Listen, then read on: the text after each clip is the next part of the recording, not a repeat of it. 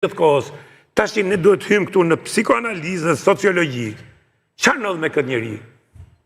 Padrejësia sjell revoltë, padrejësia sjell përmysje, padrejësia ka sjell gjak, e njohim gjithë historinë botërore. Pra, unë nuk i jap të drejtë atij prap, sepse nuk ka të drejtë të marrë jetën e dikujt. Por edhe kjo stërgjatje, ky stërmundim i pronarëve në një kohë që zaptuesit e tokës zanun, kanë morë Tiranën gjithë dhe qendrën e Tiranës dhe i shesin me nga 5.000 euro metrin katror. Dhe shkojnë aty janë strehu gjithë politikanët, gjithë gjykatësit, gjithë prokurorët, çakto emrat që bëjnë këto edhe këto videot ku i kanë. Atëherë, si do të rri mos reagoj tjetri? Nuk e di për këtë gjykatës, zot më fal, nuk e di.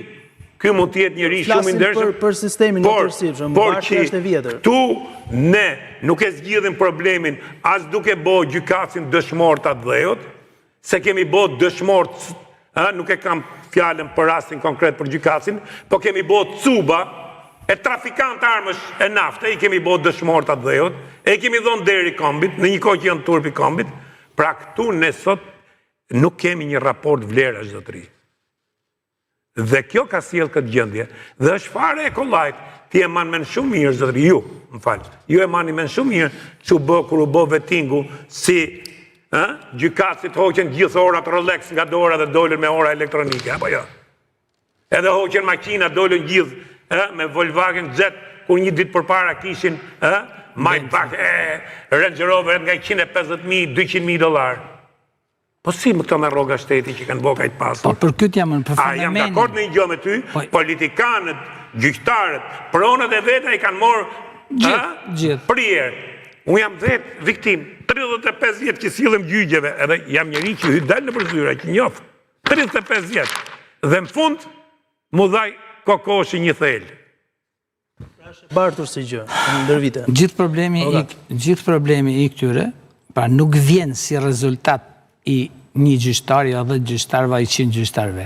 Vjen si rezultat i politikës, sepse vetingun ta e bën posta fat. Dua të ndalem në këtë pikë. Tani të kalojmë në kontekstin politik dhe vendimarrja dhe rëndësia ndikimi që ka politika në këtë çast. Se edhe ndoshta edhe ndërhyrja ndër vite, për shembull, po ta marrim Demalia ditën e sotme, PD-ja thot për shembull që është faji i Edi Ramos që u vra gjyqtarë. Po dua ta kthej pas proces të gjithë. PD-ja sot nuk duhet hapi gojën. Sali Berisha specifikisht, nuk duhet hapi gojën. Ai është shkaktari kryesor i shkatërimit të pronës. Ai është shkaktari kryesor dhe e ka bërë me qëllim.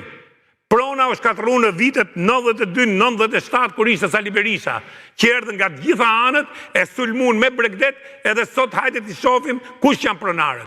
Çfarë drejtë kanë?